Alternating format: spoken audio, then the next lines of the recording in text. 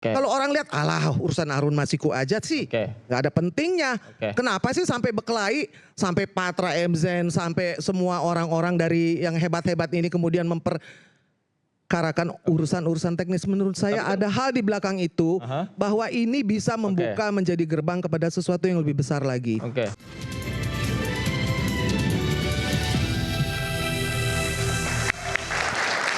Apa yang dikatakan oleh Bang Patra, silakan dijawab. Ya, bagi saya sih apa yang disampaikan dan argumentasi hukum dari Bang Patra ya sah-sah saja kan dalam kapasitas beliau memang sebagai penasehat hukum. Tapi saya yakinkan bahwa saya masih yakin bahwa penyidik KPK sudah sesuai dengan standar operasional prosedur yang dilakukan oleh KPK. Artinya bahwa ini sebenarnya memang benar ada penegakan hukum. Nah, terkait dengan bagaimana mereka menemukan alat bukti itu kan pasti sudah diuji di KPK. Tidak mungkin mereka ujuk-ujuk penyidik kemudian tanda tangan sprindik dan sebagainya. Ya pasti penyidik sudah ya mengumpulkan ya alat bukti yang mereka miliki, kemudian mereka akan berdiskusi di antara mereka, Mas, di sesama penyidik. Ini bagaimana statusnya dan sebagainya. Setelah itu kalau mereka sudah sepakat, mereka akan membawa ke deputi penindakan. Oke, tapi pertanyaannya begini, tadi Bang Patra mengatakan di zaman waktu itu KPK pernah menetapkan seorang sebagai tersangka dengan 5 alat bukti. Mengapa sekarang kemudian polanya berubah gitu? 5 alat bukti, nggak mungkin berubah. Ini kan penyidik itu ya pasti akan sama. Nggak mungkin mereka hanya ada 2 alat bukti. Sama ketika keterangan saksi. Ya. Pengalaman saya, saksi-saksi itu terkadang ya mereka kemudian mengubah keterangannya. Ketika hanya misalnya menyandarkan kepada 2 saksi, ya itu pasti akan sangat sulit. Ketika satu saksi melepas ataupun kemudian mencabut pernyataannya, tinggal 1 saksi, unus testis, nulis testis. Itulah sebabnya maka saya yakin ya penyidik ya pasti sudah mempunyai alat bukti yang lain yang bisa memperkuat. Dan ingat loh Mas, saya selalu menyampaikan dalam konferensi pers ya Pak Setio ketua KPK yang baru menyatakan semua pimpinan KPK bulat ya menetapkan Pak Hasto sebagai tersangka. Kan mereka latar belakangnya kan beda-beda. Dan mungkin di antara mereka baru kenal saat itu. Hanya ada 2 yang saya lihat pernah kenal ya karena kerja bareng ya. Pak Setio dan Pak Fitro ya, Direktur Penuntutan dan Direktur Penyidikan. Artinya sekali lagi bahwa ya nanti kita akan menguji apakah benar yang disampaikan oleh Bang Patra bahwa KPK ya ternyata alat buktinya minim dan seharusnya tidak menetapkan Pak Hasto sebagai tersangka atau banyak. Itu tadi di awal saya katakan KPK harus serius. Semua alat bukti yang mereka katakan bukti baru gitu ya, itu harus dibuka semua di praper. Walaupun praper sebenarnya kan hanya formil, tetapi melihat perkembangan saat ini bahwa ternyata walaupun pra peradilan walaupun dia sebenarnya formil, tapi material terkait perkara itu juga dibuka di situ, sehingga semua akan clear and distinct dan jelas. Jadi menurut saya ya kita tinggal tunggu saja pra peradilannya seperti apa, karena kan tentu KPK saat ini sudah mempunyai jawaban-jawaban dari berapapun permohonan dari pihaknya Pak Hasto, mau 12, mau 20, mau 30 dan sebagainya, tentu dengan dokumen-dokumen dan alat bukti untuk memperkuat keterangan. Jadi menurut Anda mereka. KPK udah siap nih? Gitu. Harusnya sudah siap. Udah siap amunisi nih? Iya, mau hari ini atau besok harusnya sudah siap karena barang buktinya yang akan ditampilkan di praper kan sama aja. Ya kan nggak ada barang bukti atau yang lainnya yang tiba-tiba baru atau muncul, nggak ada lah, pasti sudah siap seperti itu. Mas ini yang saya bilang awalnya udah asik ya, kita tunggu aja. Kan gitu tadi saya juga udah ngawalin kita tunggu aja tanggal 5 Februari ya. Tapi dilanjutin pakai koma itu yang saya agak terganggu. Apa pakai komanya apa tadi? Saya percaya. Sebelumnya juga pada waktu 9 perkara saya nggak sebut ya. Sama persis itu, penyidik ngomongnya yakin, pimpinan ngomongnya yakin, begitu pra peradilan permohonan dikabulkan. Kalau belum pernah ada pra peradilan kayak dulu misalnya awal ya, memang belum ada undang-undangnya dan atau pra peradilannya memang belum ya dikabulkan. Itu oke lah ya. Kalau satu ya oke lah. Tapi katanya tadi 2 oke lah. Gitu. Kan memang harus yakin Bang. 9 Pak. Pak, 9. Ya 9 dari berapa ribu kasus di KPK 9, Bang. Pak, makanya Kan- saya bilang. Makanya tadi saya katakan kan hakim yang menentukan ya kan. Bapak udah Kalau enak memang tuh kemudian ngomongnya. Loh, Kita tunggu. nah, memang Ya. seperti itu Bang. Kita Ya, tunggu di pra-peradilan. lah ini Bang Boyamin saksi Lah, fakta gitu kan. Bagaimana Beliau mau kita tunggu, proper gitu tapi kan. kita sendiri bilang yakin. Saya aja Pak, saya nggak pernah bilang Kan saya ini yakin permasalahannya bukan di 100%. material kalau pra peradilan Bang. Ketika Permasalahannya hanyalah di diminta formil kan begitu. alat buktinya mana kita nggak pernah lihat, ya jangan bilang kita yakin. Loh, Bang, kalau kita bicara Begitu formil, KPK nanti kan tanggal 5 kalahnya itu bukan di 2 alat bukti yang dibacakan cukup, prosesnya, tapi hanya di formil. permohonan. Ya kan penetapan. Baru boleh kita bilang. Mbak Irma, silakan Mbak Irma. Ya soal pidana kejam alat bukti tidak cukup. Dulu kan kita punya pengalaman ya. Waktu kita dalam kasus Sambo juga alat bukti tidak ditemukan. Ada destruction of justice di situ. Tapi kemudian kan pengadilan jalan juga itu. Bang Martin masih ingat. Saya cuma mau gini aja. Kembali tadi hal yang satu. Ini kan berdebat soal teknis. Ada Patra. Ada banget karena Anda juga pengacara Putri Chandrawati waktu itu dan begini, bahwa alat bukti itu ya itu nanti urusan teknis. Saya mau lebih ke saya mau ke lebih ke akar masalahnya. Tadi kan dipertanyakan Bang Patra pakai mikrofonnya pakai mikrofonnya Bang Patra. Hasto dengerin dulu bahwa kan ditanya kenapa why, tapi kan sekarang pertanyaannya who is Harun Masiku? Jadi bukan soal kronologi, saya ingat dulu saya masih di Metro TV, saya wawancara Kwi Kian Gi. Beliau waktu itu Menteri Bappenas ya, yang menentang soal SKL, surat keterangan lunas, yang kemudian diberikan kepada divestasi. Salah satunya adalah BCA dan BDNI. Itu adalah hal yang sangat merugikan negara menurut Kwi Kian Gi. Karena kita memberikan uang kepada bank yang bangkrut, negara yang nanggung. Ada 60 triliun. Lalu kemudian ada lagi bank-bank lain. Pokoknya negara membayar 930 triliun. Sampai hari ini ya negara masih bayar bunganya itu sekitar 50 triliun. Sementara kita ini kesusahan untuk pangan, untuk makan bergizi gratis, untuk hal-hal kesehatan pertanian. Tapi negara harus membayar sampai hari ini. Dalam konteks ini? Dalam konteks ini, kenapa itu menjadi penting?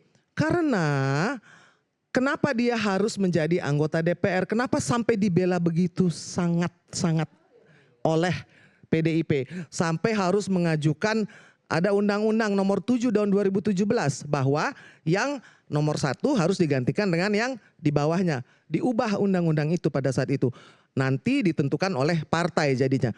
Nah sampai ke MA dibelainnya. Jadi bukan sekedar dari nomor 1 ke nomor 5 ketika itu tidak sesuai dengan undang-undang nomor 7 tahun 2017 maka digugat ke MA.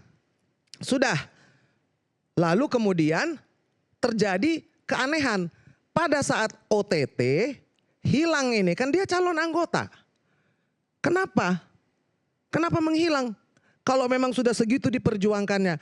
Karena ada hal di belakang itu yang tadi saya cerita. Kenapa ada seorang menteri saat itu yang namanya Kwi Kian Gi sangat menentang surat keterangan lunas. Apa hubungannya? Harun Masiku ini kan waktu itu dianggap sebagai yang dekat kepada Mahkamah Agung.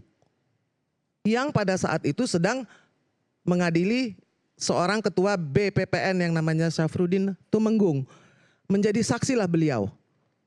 Kwi Kian Gi menjadi saksi. Dan pada saat itu dikatakan bahwa dia tidak mau negara dirugikan. Karena BLBI yang dibayar oleh negara itu merugikan negara dan merugikan rakyat. Lalu ada juga urusan dari Gajah Tunggal. Tapi tidak sampai itu ke MA selesai. Siapa yang menjadi orang yang menghubungkan kekerabatan, kedekatan dari Harun Masiku kepada ketua MA itulah yang membuat dia menjadi sangat istimewa. Siapa? Bukan hanya Harun Masiku. Jadi karena banyak sekali privilege yang diberikan kan kita nih rakyat nih harus tahu kenapa sih. Bukan soal yang di depan saja. Tapi ada apa di belakang itu. What is behind the scene. Berapa ratus triliun negara dirugikan. gara-gara surat keterangan lunas. Sekarang bank-bank yang bangkrut itu mendapat ditombokin istilahnya, supaya gampang ya mahasiswa ya, ditalangin oleh negara yang sampai hari ini masih membayar bunganya. Oke. Baik. Jadi artinya ini bukan perkara yang di depan mata sekedar obstruction of justice, sekedar kenapa nomor 1 itu harus dijadikan dari nomor 5 dinaikkan ke nomor 1. Kan pertanyaannya supaya berpikir kritis juga.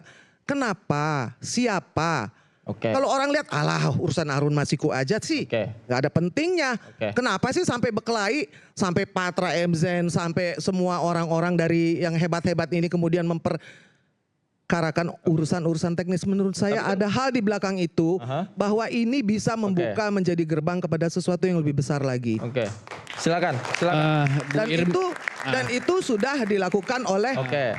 Bu sudah Irma. dilakukan oleh begitu dibelanya. Bu Irma. Begitu dibelanya si yang namanya Harun Masiku ini ya, sampai mencarinya saja tidak mungkin. Pada waktu itu Menteri Menkumhamnya namanya Bapak Begitu Yasona Lawli dibela. mengatakan bahwa sudah kembali, Baik, tapi baik. bisa lolos dari Oke. imigrasi. Baik. Jadi seolah-olah negara ini tidak bisa menemukan si Harun Masiku Oke, ini baik. karena memang pada waktu itu privilege-nya banyak sekali dan luar Oke, biasa. baik. Mungkin nggak? Kita kan punya polisi, kita punya KPK, kita punya imigrasi, Oke. kita punya BIN, kita punya begitu banyak. badan Imigrasinya intelijen. jebol kan? Ya, silakan. Baik, Imigrasinya baik. kan jebol. Oke. Imigrasi jebol. Jadi artinya ini nih ajaib nih yang namanya Harun Masiku ini sakti banget. Oke. Imigrasi jebol, hukum MA yang Undang-Undang 7 2007 Oke. diganti Mengapa hanya Harun untuk Masiku membela sakti dia. banget? Jadi Mas itu Guntur, loh silakan. siapa Harun Silakan. Masiku Kalau itu. saya nggak Dijawab. percaya, Supaya orang tahu siapa kalau Harun saya nggak Masiku. percaya Harun Oke. Masiku itu sakti. Tetapi saya melihat bahwa tidak ada keseriusan untuk mencari Harun Masiku dan menjadikan kasus ini digoreng-goreng kepada Sekjen PDI Perjuangan, kepada PDI Perjuangan. Oke. Negara saja tidak mungkin kalah kepada Harun Masiku. Teroris atau pembunuhan berencana bisa diungkap oleh negara. Masa ini sudah 5 tahun Harun Masiku tidak ditemukan. Menurut saya tidak ada keseriusan oleh KPK untuk menemukan Harun Masiku yang menjadi tersangka utama dalam kasus ini. Oke. Itu menurut saya, Oke. itu pertama. Ya. Karena kalau kita mau kembali kepada kasus bahwa harus diungkap siapa pemberi suap dan siapa penerima suap. Penerima suap sudah divonis, sudah menjalani hukuman dan sudah bebas. Yang memberi suap adalah Harun Masiku. Ya.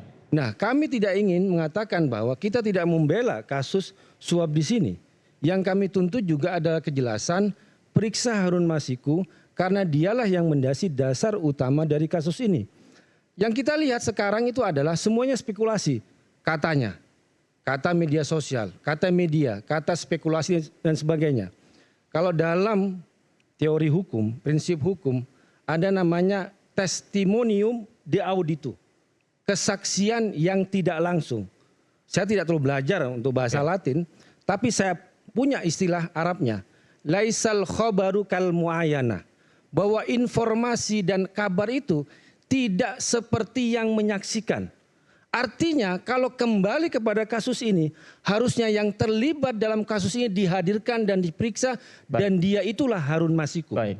Dan sekarang yang berkembang hanyalah Baik. katanya-katanya. Baik. Oke. Termasuk juga menyebut-nyebut kasus masalah Baik. BLBI, Ya. Gajah Tunggal. Mohon maaf, Kak Irma, kalau Anda mau bertanya soal Gajah Tunggal, sebaiknya nanya kepada Oke. Ketua Dewan Pembina PSI yang sangat mengenal Gajah Tunggal. Oke. Ya, buka Baik. aja sekarang. Baik, baik, oke. Nah, Kalau gitu kemudian saya ingin Oke. menjawab.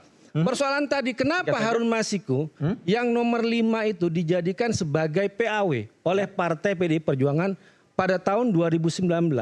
Karena itu berdasarkan fatwa Mahkamah Agung nomor 57P/HUM/2019 halaman 69 bahwa yang berhak untuk suara untuk caleg yang sudah meninggal waktu itu adalah Nazaruddin Kimas, itu yang menentukan adalah partai. Oke. Dan partai punya hak untuk memberikan Baik. kepada siapapun, termasuk seperti kasus Kaisang yang baru menjadi 2 hari anggota PSI kemudian menjadi ketua umum itu adalah hak internal partai itu sendiri dan itu menjadi urusan pertanggungjawaban partai yang sudah dikomunikasikan di internal. Sekjen tidak berhak untuk menentukan siapa caleg, siapa PAW, tapi berdasarkan rapat DPP di situ. Itu hak partai, tapi ada tambahannya.